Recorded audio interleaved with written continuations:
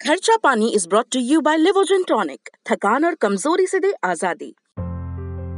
क्या हुआ? गाड़ी ज्यादा बड़ी है? गाड़ी?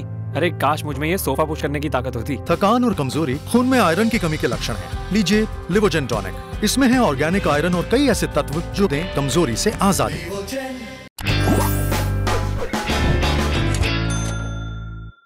नमस्ते, मेरा नाम है सिद्धांत, साथ में अंशुमान जी दिख रहे हैं फ्रेम में। ये है खर्चा पानी। कैसे हैं अंशुमान जी? क्या क्या खबरें हैं आज? धन्यवाद सिद्धांत। खर्चा पानी में आप सबका स्वागत है। सप्ताह का अंतिम खर्चा पानी हम आज वापस जूम से कर रहे हैं। यह सप्ताहांत कई सारी बड़ी खबरों के साथ हो रहा है। बल्कि आज सुबह जब हम ये तय कर रहे थे कि हमको कौन सी खबरें लेनी चाहिए तो हमारे पास समय कम था और खबरें ज्यादा थी। पर एक बेहद महत्वपूर्ण फैसला जो कल संसद में हुआ, राज्यसभा में, बीमा में विदेशी निवेश की सीमा बढ़ाने का विधेयक पास हुआ, जो बहुत महत्वपूर्ण है। और हमें याद करना पड़ेगा कि भारत में बीमा में विदेशी निवेश बढ़ाए जाने पर एक दौर में कितना विवाद होता था और कितने बड़े राजनीतिक विरोध थे। इसको छुआ नहीं जाना चाहिए बीमा में विदेशी निवेश को। और अब वो बिल पास हुआ है और उससे जुड़े हुए जो उसकी बारीकियां हैं उस पर हम आज चर्चा करेंगे। और हाँ, एकदम। और उसके अलावा दूसरी खबर आप बताएंगे। हाँ, दूसरी खबर हमारी अंशुमान जी, वो 2020 में जो कोविड और लॉकडाउन, सब्सिक्वेंट लॉकडाउन, उससे जो जॉब लॉसेस तमाम चीजें हुई हैं, जो कंजम्पशन में कमी आई है, सब कुछ जो कोलैप्स किया है, उसको लेकर प्यू रिसर्च सेंटर की एक रिपोर्ट आई है। हाँ। जो एक भयावह आंकड़ा पेश करती है। हाँ। और उस आंकड़े को एक टारगेट की तरह लेना चाहिए, जिसको पार पाना जरूरी है, जिसको लाइन को छोटा करना जरूरी है। ठीक है, तो पहली खबर है राज्यसभा में एफडीआई इन इंश्योरेंस, उसको लेकर बिल पास हो गया है। बहुत विवाद हुए अंशुमान जी। ऑपोजिशन ने वॉकआउट कर दिया। वो बार बार बोल रहे थे कि इसको पार्लियामेंट्री पैनल के पास भेजिए। सरकार ने मना कर दिया, बोला कि नहीं, parliament they rejected it completely. उन्होंने एकदम साफ तौर पर मना कर दिया कि पार्लियामेंट्री पैनल के पास भेजने की जरूरत नहीं है। निर्मला सीतारमण ने साफ साफ कहा कि पी चिदम्बरम जिस समय वित्त मंत्री थे वो भी इसकी पैरवी करते थे और सरकार के पास फंड जुटाए जाने की जरूरत है। इस तरह के तमाम तर्क उन्होंने दिए हैं। तो एक तरफ बीमा के क्षेत्र में 49% से 74% एफडीआई होने जा रहा है, और जो देश में बीमा की सबसे बड़ी कंपनी है एलआईसी, जो, और उसके भी आईपीओ सामने आने वाले हैं। आपका मतलब इंडिया हिंदी का अंक भी पिछला वाला इस पर ही था, एलआईसी के पूरे भविष्य पे था। वो अंक मैं कल पढ़ रहा था कायदे से बैठ के।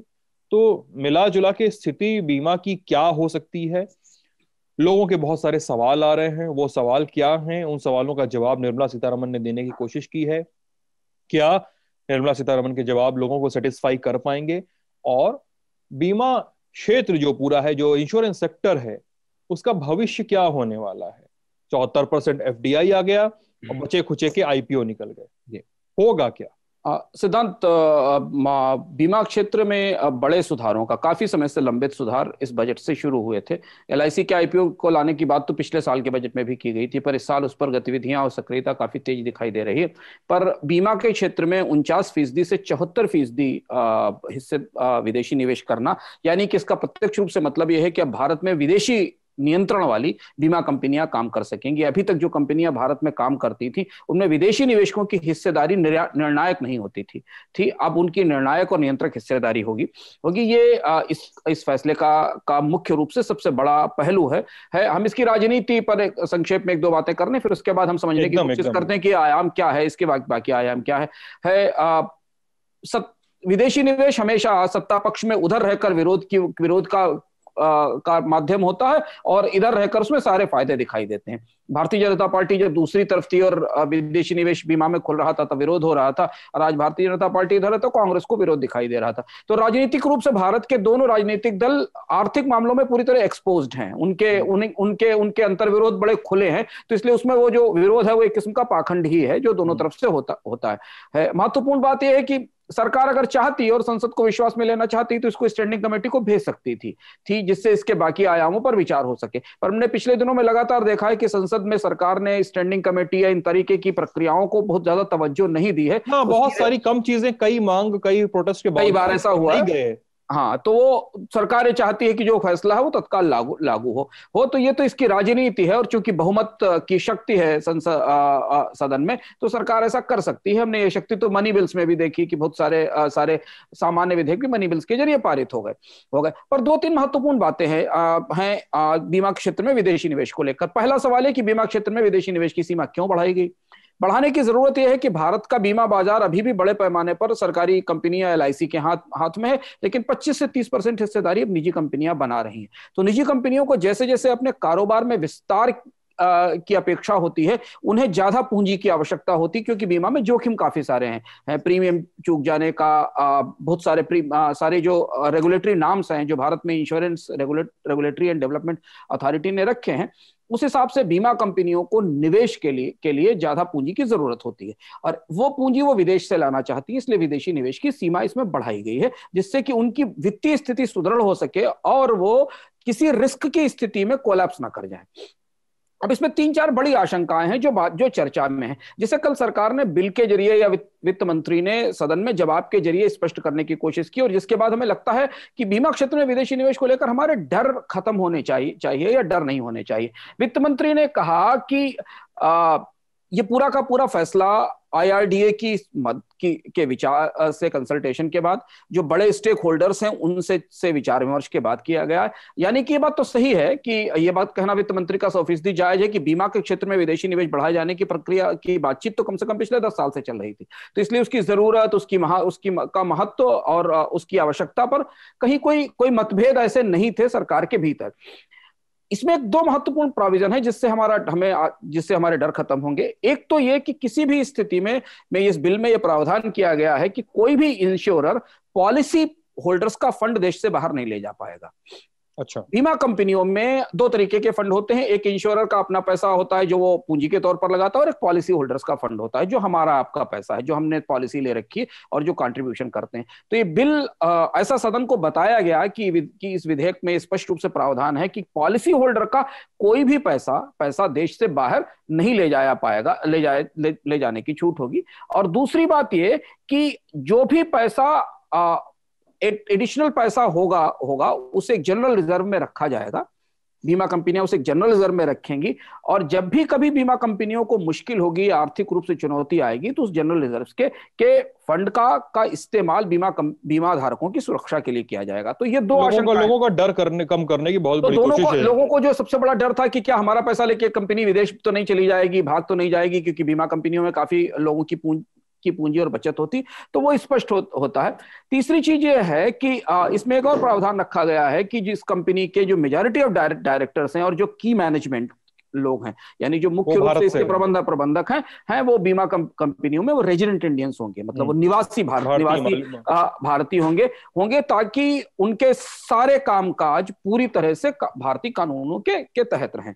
अब इसका जो असर मतलब उनको जिम्मेदार बनाया जा सके और किसी डिस्क्रिपेंसी की स्थिति में वो किसी विवाद में पक्ष बनाए जा सकें, ये भी एक सुविधा होगी उनके ऐसे इस कदम के बाद से। हाँ, तो इस समय इसका फायदा ये होगा कि एक तो भारतीय बीमा बाजार में 2 बड़े सुधार एक साथ आ रहे हैं। एक तो सुधार ये हो रहा है कि एलआईसी का आईपीओ लाया जा रहा है, जिस पर हम पहले चर्चा कर चुके हैं कि एलआईसी का आईपीओ आने के बाद उसका साइज क्या होगा, आकार क्या होगा, इस पर अभी चर्चा चल रही है। पर एलआईसी का आईपीओ आने के बाद कम से कम भारत की जो सबसे बड़ी बीमा कंपनी है, जिसमें पारदर्शिता के बहुत गहरे और बड़े सवाल हैं, वहां पर पारदर्शिता आएगी। और दूसरी तरफ जो निजी बीमा कंपनियां हैं जिन्हें लिक्विडिटी की क्राइसिस है, जिनके पास फंड्स नहीं होते हैं, इनके पास पूंजी की कमी है, उन्हें पूंजी मिलेगी। भारत अभी भी बीमा की पेनिट्रेशन के मामले में या बीमा की पहुंच के मामले में दुनिया के सबसे कम विकसित देशों में से है। भारत में बहुत कम लोगों को बीमा सुविधाएं मिली हैं। तो इसके बाद प्राइवेट कंपनियों को एक मजबूत प्रतिस्पर्धा के लिए तैयार करने में मदद मिलेगी। एक तो एलआईसी का मोनोपोली टूटने के कारण, एलआईसी का आईपीओ आने के कारण पारदर्शिता आएगी, और दूसरा इनके पास पूंजी आएगी। तो हम अगले 2-3 साल 4 सालों में भारत में बीमा क्षेत्र में 3-4 बड़े बदलाव देखेंगे।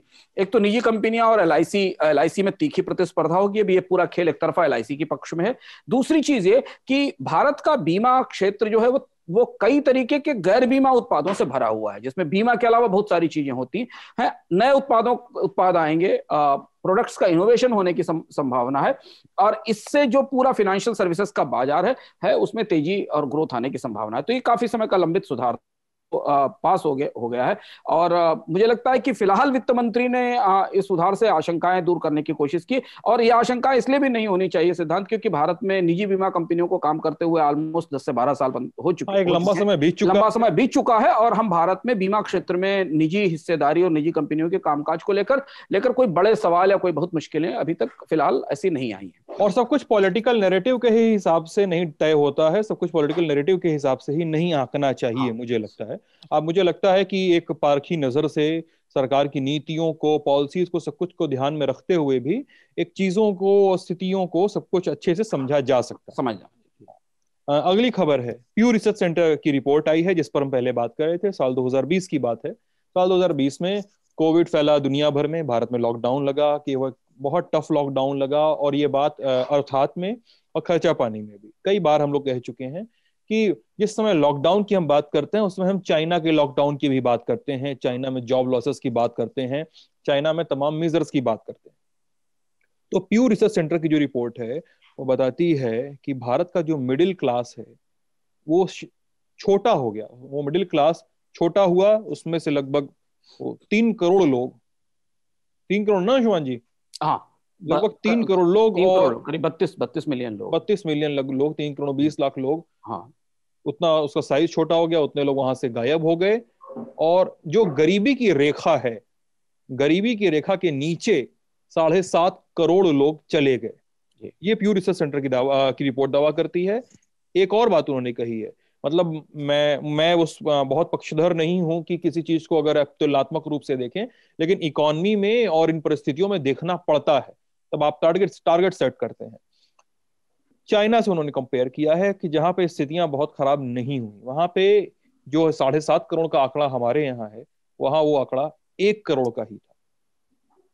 अंशुमान जी, ये सिद्धांत हम यहाँ याद दिलाना चाहेंगे कि जब लॉकडाउन लगा हुआ था और भारत में नौकरियां और जा रही थी, तब हमने एक पूरा एपिसोड अर्थात में किया था मिडिल क्लास के ऊपर। शायद उसका शीर्षक अधर के मध्य था, या मध्य में मुश्किलों के मध्य, इस तरीके का कुछ शायद उसका शीर्षक था, जहां तक मैं याद कर पा रहा हूँ। लेकिन अर्थात की प्लेलिस्ट पर मिडिल क्लास की स्थिति इसमें क्या होने वाली है, इस पर ललन टॉप और अर्थात ने आपको करीब 6 महीने पहले बता दिया था कि भारत का मिडिल क्लास छोटा हो जाएगा, सिकुड़ जाएगा। और उस समय जो आंकड़े हमारे पास आ रहे थे वो इस बात का संकेत दे रहे थे कि भारत में ने बड़ी मुश्किल से जो एक मध्य वर्ग तैयार किया है।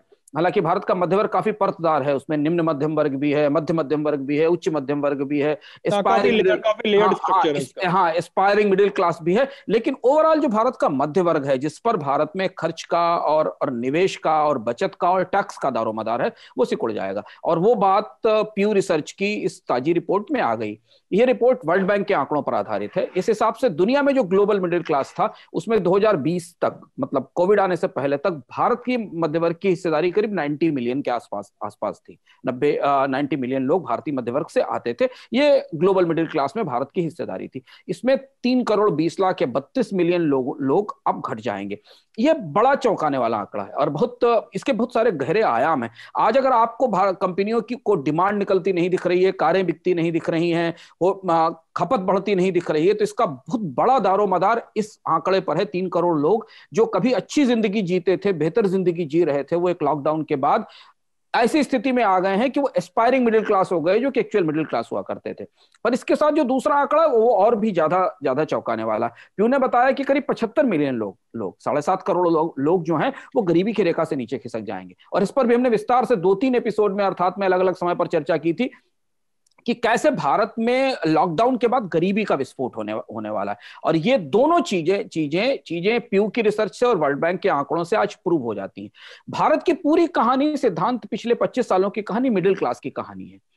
भारत का बाजार, भारत में खपत, भारत में डिमांड, चाहे आप कंज्यूमर इलेक्ट्रॉनिक्स मान लें, चाहे आप रियल एस्टेट मान लें, चाहे आप सरकार को मिलने वाला टैक्सेस मान लें, चाहे आप बेटर लाइफ स्टाइल मान लें या ट्रैवल मान लें, ये सब कुछ इस बात पर निर्भर करता था कि भारत का मिडिल क्लास तेजी से बढ़ रहा था। यानी जो लोग पहले गरीबी की रेखा से नीचे थे वो गरीबी की रेखा से ऊपर आए, फिर वो एस्पायरिंग मिडिल क्लास के लेवल पर आए जिनकी तनख्वाहें 20 से 25 हजार रुपए थी, और फिर एक मिडिल क्लास तैयार होना शुरू हुआ।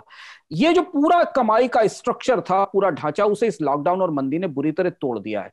और जब इनकम लेवल गिरते हैं, सिद्धांत महत्वपूर्ण बात है, इस पर विस्तार से हम एक बार चर्चा कर चुके हैं, इसलिए हम वो सारी चीजें रिपीट नहीं करेंगे कि भारतीय मिडिल क्लास की प्रॉब्लम क्या है। भारतीय मिडिल क्लास की प्रॉब्लम 2017 से ही शुरू हो गई थी, जब उसकी कमाई गिरने लगी थी, वो बचत तोड़कर खाने लगा था और कर्ज उसके ऊपर पर काफी ज्यादा था। भारतीय मिडिल क्लास प्रिकर्सर सारे पहले से मौजूद थे और भारतीय मिडिल क्लास के ऊपर कर्ज का बोझ दुनिया के अन्य मिडिल क्लास की तुलना में कहीं ज्यादा है, जबकि उनकी आय की तुलना में उनके पास अब कर्ज उनकी टोटल सालाना आय के कंपैरिजन में खतरनाक स्तर पर है। और ये देखिए, अभी हमने देखा एजुकेशन लोन के डिफॉल्ट्स देखे, मॉरिटोरियम्स देखे, इनमें सब में वो दिखाई दिया।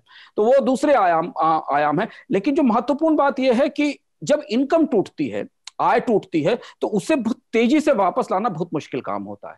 और इसलिए भारत की रिकवरी में या भारत की ग्रोथ में जो कंजम्पशन लेड रिकवरी थी, क्योंकि भारत की अर्थव्यवस्था 60-70%, 60-65% लोगों की खपत पर आधारित है, और वो खपत में भी अधिकांश जो हाई क्वालिटी एस्पिरेशन खपत है, जहां पर अच्छी नौकरियां हैं, कमाई है, चाहे वो ई कॉमर्स हो, चाहे वो रेस्टोरेंट्स हो, चाहे वो अच्छे एजुकेशन स्कूल्स हो या टेक्नोलॉजी हो, वो सब इस मिडिल क्लास से आता है।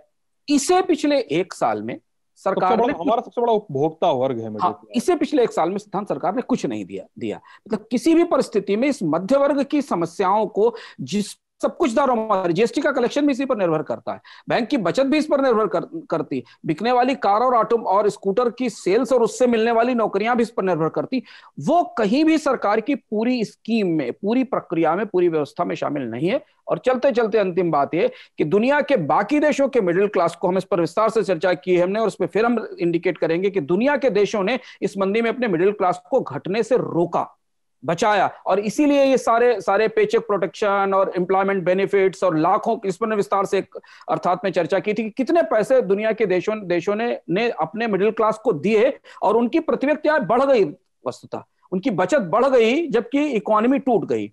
भारत में अब हम जब इस मंदी से उबरने की कोशिश कर रहे हैं, तो इनकम और बचत की सबसे बड़ी दुश्मन महंगाई हमारे सामने खड़ी है। और यानी वो जो मध्य वर्ग जो कमा नहीं रहा था अपनी बचत खा रहा था, अब उसकी बचत पर रिटर्न भी कम हो गया और जिंदगी जीने की लागत भी बढ़ गई। चीन की परिस्थिति ज्यादा बेहतर है। इस रिपोर्ट में चीन में मिडिल क्लास केवल 10 मिलियन के आसपास कम हुआ है। और सरप्राइजिंग बात है, इस पर भी हमने अर्थात में इस बात पर चर्चा की थी, संयोग से हम उनको रेफर इसलिए कर रहे हैं कि ये सारे विस्तार से हम चर्चा कर, ये सब कुछ डिस्कस्ड है, इस पर हम रेफर कर रहे हैं कि चाइना ने एक और सरप्राइज की। चाइना ने इस पूरी कोविड की मंदी के दौरान अपने यहाँ गरीबी नहीं बढ़ने दी। उनके यहाँ गरीबी का स्तर उसी स्तर पर बना हुआ है जिस स्तर पर वो कोविड से पहले था। भारत में भी गरीबी के आंकड़े नहीं आए हैं सरकारी तौर पर 75-7.5 करोड़ लोगों का गरीबी के रेखा से नीचे खिसक जाना, और जो गरीबी के रेखा से नीचे था उनका एब्जेक्ट पॉवर्टी में या गहरी गरीबी में चले जाना, इसके कई सारे आंकड़े उपलब्ध हैं। इसके लिए भी हमने कई सारे तथ्यों पर इस पर चर्चा की है। हाँ, और आप कमेंट में अगर व्यूअर क्रोध में और रोष में आप लिखें हमारे व्यूअर्स की साहब किसी देश से कंपेयर क्यों कर रहे हो, मतलब हम एक बड़ी इकोनॉमी से कंपेयर करके ही अपनी स्थिति को ज्यादा बेहतर दोनों परिस्थितियां हैं। देखिए जब आप बढ़ना चाहते हैं तब आप उनसे कंपेयर करते हैं। जब आप ग्लोबल इकोनॉमीज में, ग्रोथ में, एक्सपोर्ट में, बाकी चीजों में कंपेयर करते हैं, जब आप कहते हैं कि आप दुनिया की सबसे तेज दौड़ती हुई अर्थव्यवस्था है या दुनिया की सबसे फास्टेस्ट ग्रोइंग इकोनॉमी है, तभी तो आप उन्हीं से कंपेयर करते हैं। तो जब आप गिर रहे हैं, सिकुड़ रहे हैं, तो हमें आपको किसी रोशनी में देखना पड़ेगा। तो वो ये तुलनाएं इकोनॉमिक डिस्कशन एनालिसिस का स्वाभाविक हिस्सा है, और ये तुलना हमें हमेशा स्वाभाविक और जरूरी हिस्सा है, और हमें करते रहना चाहिए बजाय कि आप इंडिया की इकोनॉमी और बांग्लादेश की इकोनॉमी को कंपेयर करें। जरूरी है कि सही स्थिति को देखने के लिए इंडिया और चाइना की इकोनॉमी को कंपेयर करें, या किसी ऐसे एक बड़े देश की इकोनॉमी को कंपेयर करें, एक बड़ी इकोनॉमी को कंपेयर करें, जिससे हम थोड़ा सा कुछ सबक ले सकें शायद। और ये बात इस समय कही जा रही है जब बॉर्डर पे तमाम तनाव के बावजूद चीन से इंपोर्ट बहुत बढ़ चुका है। चलते चलते ये खबर भी ध्यान देना जरूरी है कि कल संसद को प्रश्न के जवाब में, संसद के प्रश्न हमारे जैसे जो लोग जो शुरुआत से आर्थिक पत्रकारिता में तथ्यों और आंकड़ों को करीब से ढूंढने की कोशिश में रहते हैं, संसद को कल एक जवाब में एक ये बताया गया सरकार की तरफ से कि इंडिया का चाइना से इंपोर्ट, सब एलएसी पे विवाद झगड़ा और सब कुछ अलग है, चीन से भारत का इंपोर्ट लगातार बढ़ता चला जा रहा है। और ये बताया गया कि 2020 जनवरी से दिसंबर तक भारत ने चीन से करीब करीब 58.71 बिलियन डॉलर का इंपोर्ट किया, जो अमेरिका से हुए इंपोर्ट का दोगुना है। अमेरिका से इसी दौरान इंपोर्ट हुआ 26.89 बिलियन डॉलर का, अमीरात से 23.96 बिलियन डॉलर का, और सऊदी अरब से 17.73 बिलियन डॉलर का, जिसमें तेल का इराक का आयात काफी कुछ शामिल है। जब आप मिडिल ईस्ट से इंपोर्ट की बात करते हैं, सऊदी अरब, इराक और अमीरात से, तो तेल का होता है। तो यानी 58 करीब 59 बिलियन डॉलर का इंपोर्ट भारत ने किया। यानी राजनीतिक पेशबंदी और बायकॉट चाइना के झंडे और टिकटॉक बैन और टीवी फोड़ना, मोबाइल और वो ये सारी चीजें एक तरफ हैं और कारोबारी सच्चाइयां दूसरी तरफ हैं कि हमारी कारोबारी सच्चाई एक तरफ है। और हम लोगों ने खर्चा पानी के एपिसोड में अंशुमान जी डिस्कस किया था, फाइनेंस मिनिस्ट्री की रिपोर्ट थी, इस पे ये दावा किया गया था कि चाइना से इंपोर्ट बढ़ा है, चाइना और सबसे दिलचस्प बात यह कि 2020 में एक अनोखा काम हुआ जिसको ध्यान रखना जरूरी। 2020 में जिस समय मंदी थी, भारत में लॉकडाउन था, उस समय चाइना भारत का सबसे बड़ा ट्रेडिंग पार्टनर हो गया इंपोर्ट में, जबकि यूएस हुआ करता था। यूएस को पीछे हटाकर चीन और आगे आ गया। अब देखिए कि एक तरफ हमें कहते हैं कि हम चीन से कारोबार सीमित करने की कोशिश कर रहे हैं और दूसरी तरफ चीन से इंपोर्ट बढ़ता चला जा रहा है। तो ये जो दोहरी चीजें हैं ना, ये हमें आंकड़ों से निकलकर सामने आती हैं और ये बताती हैं कि आर्थिक वास्तविकताएं वैसी नहीं होती। राजनीतिक प्रदर्शन या राजनीतिक रुख जिस तरह से लिए जाते हैं। और आप लोगों को देखना हो तो जाइएगा ललन टॉप के यूट्यूब चैनल पे, वहां पे अर्थात खर्चा पानी चाइना इन सब कीवर्ड से डाल के सर्च कीजिएगा तो बहुत सारी चीजें मिल जाएंगी जिस पर हम लोगों ने बार बार चर्चा की है। तो ये था हमारा आज का खर्चा पानी। कैसा लगा जरूर बताइएगा हमें वीडियो के कमेंट सेक्शन में। स्टूडियो से नहीं है, आज अपने अपने ठिकानों से हम लोग शूट कर रहे हैं। अब मिलेंगे सोमवार को खर्चा पानी में, संडे को 10 बजे आएगा अर्थात, उसके लिए भी ललन टॉप को जरूर देखिएगा। आप सब लोगों का बहुत बहुत शुक्रिया, धन्यवाद।